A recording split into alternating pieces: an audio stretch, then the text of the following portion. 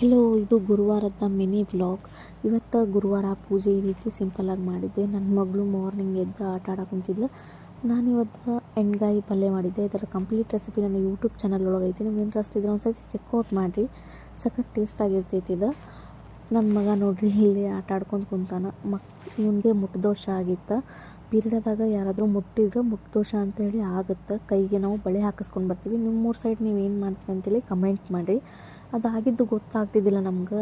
ಸೈಲೆಂಟಾಗಿ ಕುಂದ್ರೋದು, ಒಟ್ಟು ಆ್ಯಕ್ಟಿವ್ ಆಗಿ ಆಟ ಆಡ್ತಾನೆ ಇರಲಿಲ್ಲ. ಸೊ ಅದಕ್ಕೆ ಬಿಡೋದು ಬಿಟ್ಟು ಚೆಕ್ ಮಾಡಿದಾಗ ಗೊತ್ತಾಯಿತು. ನಮ್ಮ ಅತ್ತೆ ಹೇಳಿದ ಮೇಲೆ ಗೊತ್ತಾಯಿತು ನಮಗೂ. ಮನೆಗೆ ದೊಡ್ಡವ್ರು ಏನಾದರೂ ಹೇಳಿದ್ರೆ ಗೊತ್ತಾಗ್ತೈತಿ ನಮ್ಗೆ, ಇಲ್ಲಾಂದ್ರೆ ಗೊತ್ತಾಗಂಗಿಲ್ಲ.